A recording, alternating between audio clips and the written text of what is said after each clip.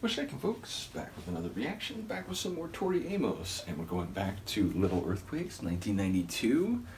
And the next track is perhaps ominously called Me and a Gun. There's two elements there. One is a weapon, one is a person.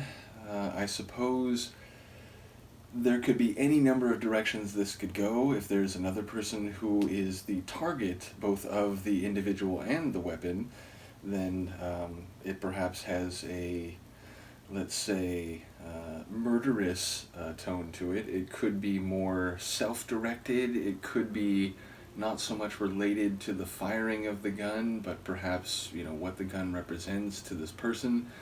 Yeah, it sounds like a dangerous title, but again, I feel like it's wide open in terms of what direction that danger is facing.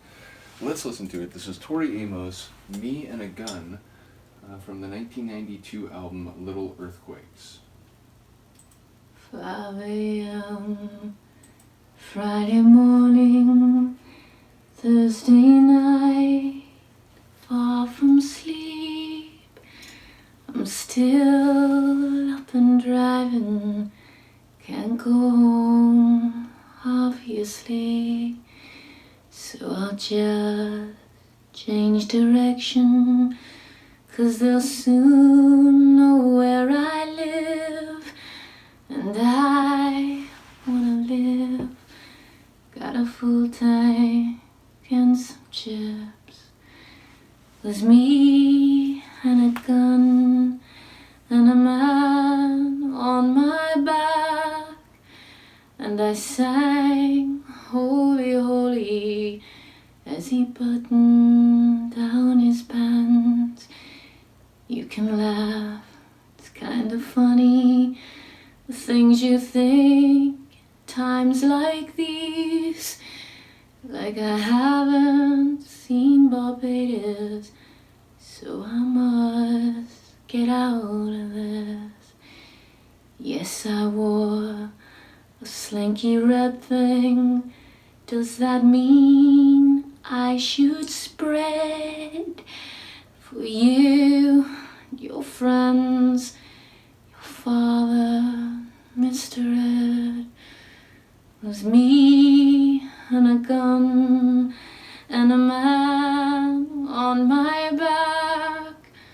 But I haven't seen Barbados, so I must get out of this. And I know what this means. Me and Jesus, a few years back, used to hang, and he said, it's your choice, babe. Just remember, I don't think you'll be back in 3 days' time, so you choose well. Tell me what's right.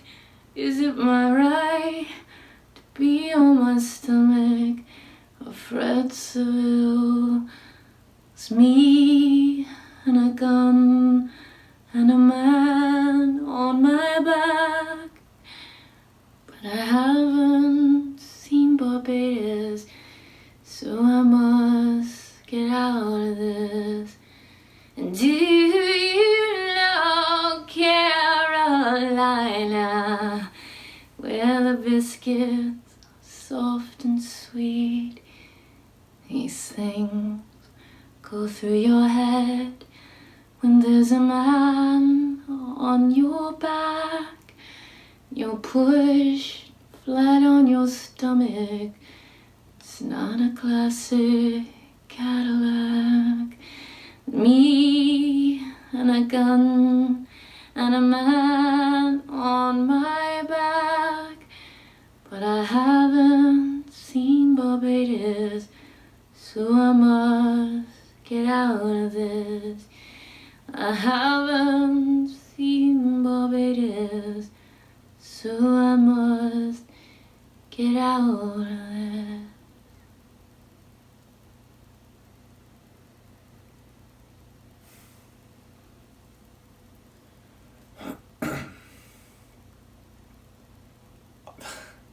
I'm speechless. Number one, I'll try to concentrate first on the sonics. It's a crazy, like, vulnerable song in that it's just her. It's completely a cappella. Her singing is very, like, tender and deliberate. So again, it's like she's just in a spotlight in the middle of the song with nothing around her, nothing to have you focus on anything else but the narrative, which there were a couple moments as it was playing out where I wasn't sure, like, is this someone who's, like, working as, like, a sex worker? But I don't, like, it feels like a sexual assault, like a rape. Like, it feels like she was basically accosted with a weapon and subjected to brutality, and she's saying, like, in that moment, it's crazy what goes through your head, and the thought that flashed through is, like, I've never seen Barbados. I think she was saying Barbados. And so I've got to get through this. I can't let this be the end because there's things that I still want to do that I haven't done. And she seems to be saying that, like, it feels so ridiculous that that would be the thing that goes through your head in that moment. But honestly, like, if the vocal performance is vulnerable and brave, like, the lyrics, the song itself, like, holy smokes.